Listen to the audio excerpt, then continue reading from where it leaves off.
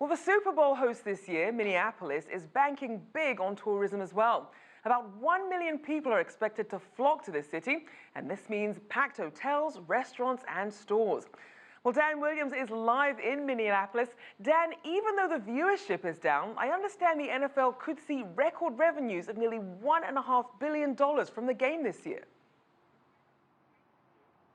Yes, on the surface, the NFL continues to be in strong health, and it's very difficult to argue against that figure of $14 billion in revenue. But of course, there are some issues that remain. This does also come at a time when there has been a new TV deal put in place that is worth some $660 million a year. That's just for the TV rights for a Thursday night.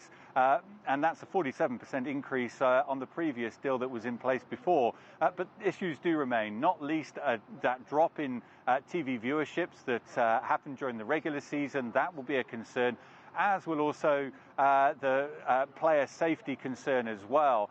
So there are various issues that the NFL will be looking to address following this Super Bowl. Preparing the stage for Super Bowl 52. Thousands of fans have already flooded into Minneapolis, and the city is busy putting on a show.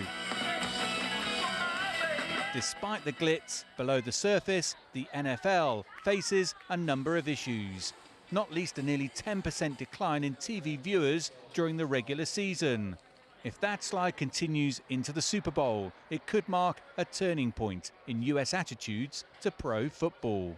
The trouble has obviously been what's been happening on the field as well as off the field.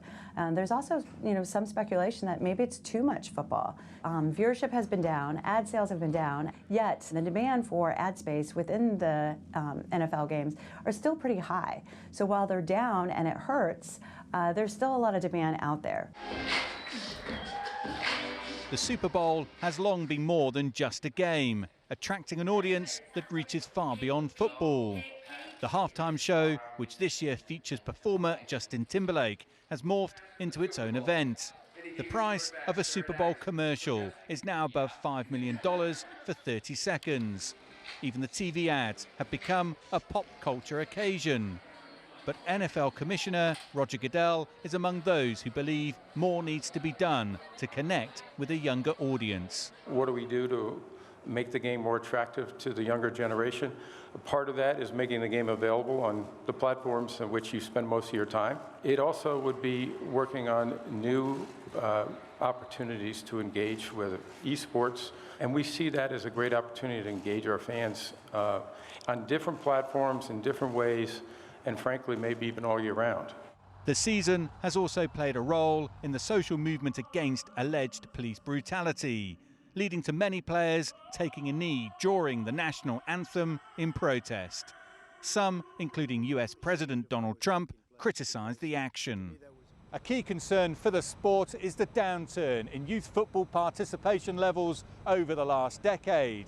That trend coincides with a greater scrutiny over the impact of concussions and general player safety. Despite that, many believe those dangers are simply just part of the game. I don't think you'll ever be able to take the danger away from the game. I don't think you want to, because that's, quite honestly, part of what makes it so exciting. But we're seeing more things with technology, our equipment getting better, the helmets changing, and this game is giving me so much that it far outweighs, any risk that we take on a Sunday.